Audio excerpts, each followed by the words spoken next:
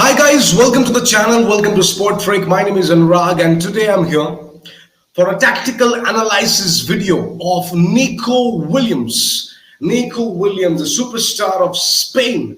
By the way guys, by those who are watching this video, kindly share, subscribe and hit the bell icon. Share maro bhai, share maro. भाई share मारो. Community वैसे ही कचरा बन गया. Our community is now full of garbage and trash creators जो लोग सिर्फ माँ बहन की गालियां दे सकता है and good for nothing, and indirectly they're creating toxic subscribers and a toxic community. By the way guys, मैं ये नहीं बोल रहा कि मैं बहुत अच्छा कंटेंट बनाता हूँ या बहुत नॉलेजेबल गाय हूँ, नहीं बोलो, वो तो तुम लोग बोलोगे. बाय द वे मैंने नोट्स भी बना के रखे, सो पीडीएफ फॉर्मेट में. जिन लोगों को भाई ये वीडियो अच्छा लगेगा और कुछ तुम लोग जानना चाहते हो भाई अबाउट बार्सिलोना और ये सीजन फ्लिक के अंडर बार्सिलोना कैसे परफॉर्म करेगा, मैं तुम लोगों को वो पीडीएफ दे दूंगा. Just DM me on Instagram ID comment section या फिर डिस्क्रिप्शन पे जरूर रहेगा, एंड वो नोट्स देख के ही मैं यहाँ पे आज ये वीडियो बनाने वाला हूं. सो गाइस प्लीज देखो and put your full concentration, क्योंकि it will be an out and out tactical video. Okay, so what Nico Williams can offer Barcelona tactically, already he has performed very good for Spain, and Spain are now in the finals of Euro. By the way guys, अपना prediction जरूर बोलना कि who will win the Euro. Is it England or is it Spain? And also Copa का भी prediction देना, Colombia और Argentina. ठीक है. So guys शुरू करते हैं भाई. Okay, so directly I'm going into the tactical board के what Nico Williams can offer Barcelona tactically. First of all, तुम लोग बोलोगे कि अनुराग भाई कैसे समझाओगे? So the first point will be about width. The second point will be about overlapping, underlapping, फिर defense. धीरे धीरे भाई समझ जाओगे. So the first point, लेकिन अगर नहीं समझ में आया कमेंट सेक्शन में बोलना अनुराग भाई ये मैं समझ नहीं पाया. मैं टाइम स्टैम्प भी दे दूंगा. I will provide you guys with proper time stamp भी दे दूंगा guys. ठीक है. So the first point is width. अभी तक बार्सिलोना पे स्पेशली ये जो सीजन गया भाई, ट्रॉफीलेस सीजन, मैं याद भी नहीं करना चाहता. सो ट्रॉमेटिक भाई, एंजाइटी देता है अगर सोचता हूं तो मैं. ट्रॉफीलेस, उससे पहले ला लीगा जीत के ये सीजन ट्रॉफीलेस, तो ठीक है. So guys the first thing is Nico Williams can provide us with a very good width. So the first point is about width. Nico Williams can provide us with a very good width. और अगर सोचो भाई, सोचो अभी तक तो हम सिर्फ राइट हैंड साइड पे लीथल थे with Yamal, with lamin Yamal, another superstar भाई. तो लमीन यमाल से तो हम बहुत लीथल थे. अब भाई बोथ साइड से हम लीथल बन जाएंगे. टैक्टिकल बोर्ड को देखो ध्यान से कि अगर निको विलियम्स यहाँ पे एक अच्छा विड्थ ला सकता है, so we can stretch the opponent and we can give threat to the opponent from both sides, from this left hand side and from this right hand side. तो बहुत इजी था. So the first point is width. ठीक है. और इस width के चक्कर में यही सेम विंगर्स निको Williams and lamin Yamal Spain पे भी बहुत अच्छा परफॉर्मेंस दिया भाई. ठीक है. सो मैं आशा कर सकता हूं कि बहुत ही अच्छा परफॉर्मेंस ये विड्थ हमें बार्सिलोना पे भी देखने को मिलेगा फ्रॉम निको विलियम्स एंड फ्रॉम यमाल. भाई निको विलियम्स से तो भाई बहुत एक्सपेक्टेशन है. More over guys, Mbappe real Madrid पे जा रहा है, पैनिक मत करो. बहुत सारे क्रिएटर्स बोल रहे हैं अगर रियल मैड्रिड पे एम्बापे चला गया, बार्सिलोना को अपना पैंट में बोलना भी नहीं चाहता, पैंट उतारना पड़ेगा. ये भाई देख ले भाई, जब भी रियल मैड्रिड में गैलेक्टिकोस हुआ है, क्या हुआ? एक बंदा आया, दो बंदे आए, खत्म कर दिए. Beat Rivaldo, Ronaldinho, beat Messi, Xavi, Iniesta, और बीट निको विलियम्स और यमाल. अब यहाँ पे टॉक्सिक मत बन जाना कि अनुराग भाई रियल मैड्रिड को गाली दे रहा है, कभी नहीं दिया भाई. सो यहाँ पे एक विड्थ हमें दिखने को मिलेगा. तो the first point is width. अब बोलोगे अनुराग भाई सिर्फ विड्थ के लिए निको विलियम्स और इतना बतौलेबाजी कर रहे हो गाइस. नहीं भाई, सिर्फ विड्थ नहीं. The second point is overlapping and underlapping. देखो उस दिन मैं लाइव स्ट्रीम में क्यों इतना कुकुरया कर रहा था, और कुछ चेल्सी फैंस आके बोल रहे थे अनुराग भाई क्या कुकुरया यार, क्या कुकुरया यार, पामा के बारे में कुछ बोलो. रुको जरा, सबर करो. सोचो कुकुरया को मैं बाद में लाता हूं. पहले देखो अगर यहाँ पे एक विड्थ हम मेंटेन कर सकते हैं तो क्या हो सकता है. The second point which is very connected with the first point. निको देखो अभी तक क्या हो रहा था ना, कि एक प्रॉब्लम हो रहा था कि बरसा के विंगर्स इन्वर्ट कर रहे थे थोड़ा, तो यहाँ पे विड्थ मेंटेन करना पड़ रहा था फुल बैक्स को या फिर लेफ्ट बैक को। वेट कंसेलो, वेट बाल्डा, बोलोगे कंसेलो ने क्या किया against PSG in UCL?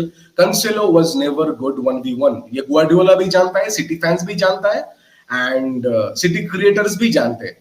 कंसेलो was never good 1v1। वो भी लेफ्ट बैक पोजीशन पे अच्छा परफॉर्मेंस दिया rather than the right back, ये तो मानना पड़ेगा। तो अभी तक क्या हो रहा था कि अगर अब तक विंगर्स इन्वर्ट कर रहे थे एंड हमारे लेफ्ट बैक जाके उस पोजीशन को फुल कर रहे थे, and the full backs has the total responsibility to keep the width. तो क्या होता था इसके लिए, टोटली जो ये पोजीशन था वो खाली था, ओपोनेंट के लिए एक स्वर्ग बन गया था। यहां से भाई बार्सिलोना को ओपोनेंट ने अच्छा खासा डिस्ट्रॉय किया, अच्छा खासा। एंड सिर्फ तो क्या है भाई कि अगर निको विलियम्स अब इस पोजीशन पे थोड़ा सा इन्वर्ट भी करे तो बाल्डे जाके यहां पे ओवरलैप करेगा, तो यहां से अटैक बन सकता है अच्छा खासा, ठीक है। तो ये होगा ओवरलैप। और अगर निको विलियम्स फिर से वापस जाके विड्थ मेंटेन करे तो बाल्डे अंडरलैप कर सकता है। तो this was overlapping and underlapping. Same for कुकुरेया।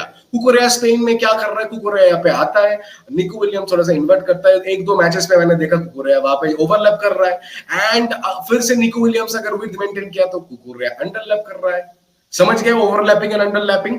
Third point will be very much similar. अब तुम लोग पूछोगे अनुराग भाई सिर्फ ओवरलैपिंग अंडरलैपिंग सिर्फ विड्थ, ये इस चीज के लिए इतना नाच रहे हो भाई? नहीं। तुम लोग बहुत लोग मुझे पूछते हो कि अनुराग भाई इतना अच्छा खासा डिफेंस था बार्सिलोना का, क्या हुआ? क्या हुआ? पहले तो भाई कोई डीएमवीएम नहीं है हम लोगों का, ये जान लो।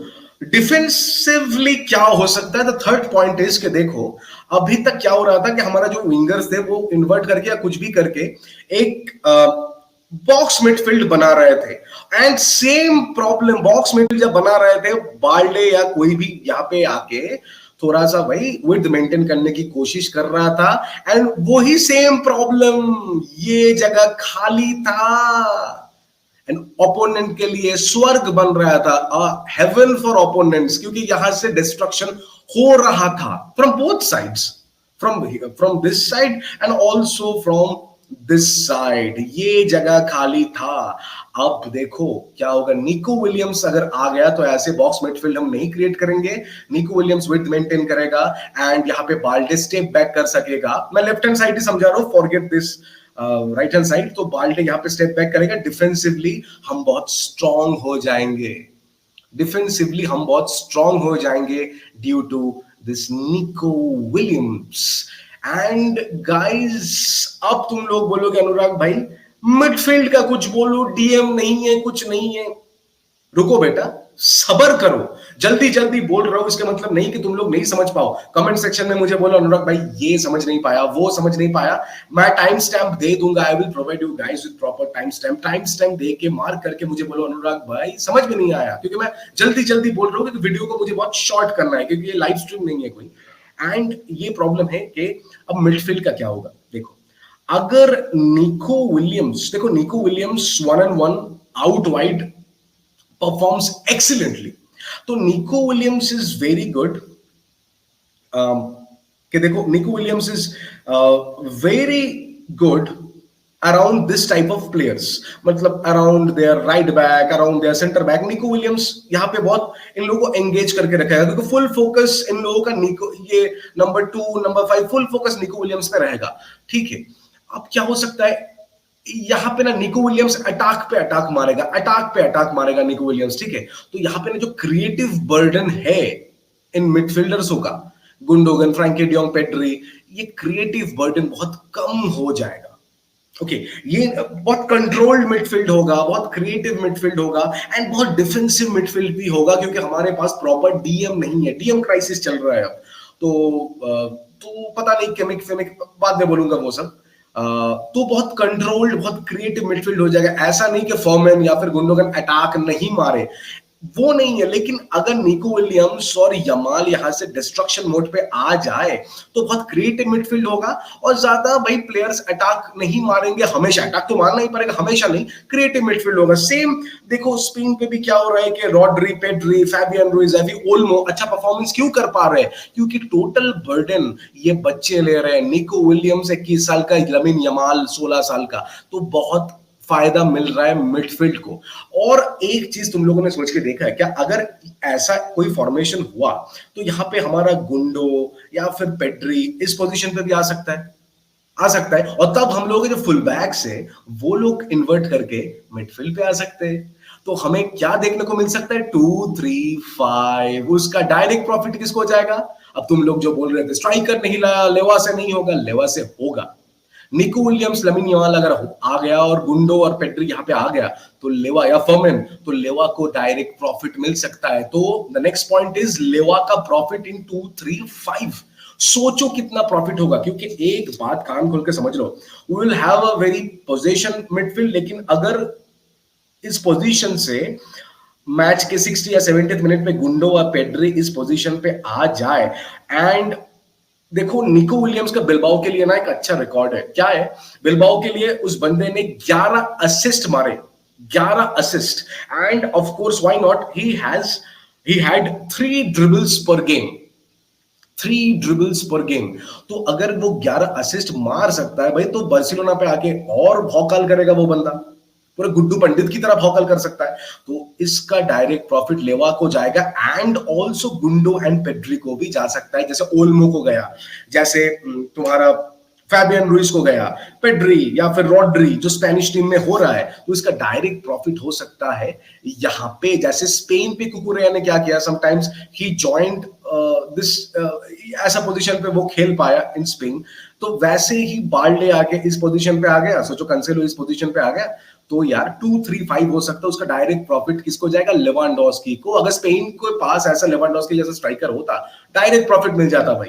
तो भाई स्ट्राइकर नहीं चाहिए, डीएम होता तो अच्छा है, लेकिन निको विलियम्स अगर आ गया है इस पोजीशन पे, तो भाई आई थिंक मिडफील्ड ठीक ही रहेगा, मच डिफेंसिव रहेगा।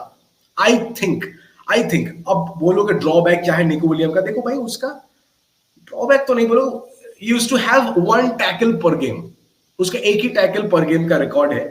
तो वो ठीक है भाई, हमें तो भाई, हम तो विंगर लाए भाई अटैक मारने के लिए, डिफेंस के लिए नहीं, लेकिन ऐसे प्रॉफिट्स मिल सकते हैं to Barcelona through Nico Williams. Video अच्छा लगा तो लाइक मारना, शेयर मारना, फिर से बोल रहा हूं भाई, मैं सिर्फ कोशिश कर रहा हूं अच्छे कंटेंट क्रिएट करने को, तुम लोगों को गिफ्ट करने का, कि अच्छा कंटेंट मैं तुम लोगों को दे रहा हूं। मैं Hindi is not very good, so भाई क्रिटिसाइज मत करो हिंदी के लिए, कंटेंट अच्छा बना रहा हूं कि नहीं बना रहा हूं ये बोलो प्लीज गाइस। कमेंट करना, कहीं पे अगर समझ में ना आए तो मुझे बोलना, मैं भी गलती कर सकता हूं ना, तो तुम लोगों के कमेंट के द्वारा मुझे कुछ सीखने को भी मिलेगा। बट भाई वैसा शोज मत देखो, माँ बहन की गाली भाई लोकेलिटी सोसाइटी में वैसे ही बहुत तुम लोग सुनते हो, लेकिन भाई फुटबॉल इज ना बहुत अच्छा गेम है ना, आते हो सीखने के लिए, जाते हो माँ बहन की गाली लेके सीख के। कम्युनिटी उतना भी टॉक्सिक नहीं है, it is not an utopian community, but इतना भी डिस्टोपियन भी नहीं है। So guys do subscribe, share, hit the bell icon, sport freak देखो, और भाई प्रेडिक्शन दो, फाइनल आ गया तो प्रेडिक्शन दो, who will win the Euro? Is it Spain और इज इट इंग्लैंड, और इज इट, और कोपा कौन जीतेगा, कोलंबिया या फिर अर्जेंटीना? विस्कल बारसा, विस्कल कैटालोनिया, वमोस अर्जेंटीना।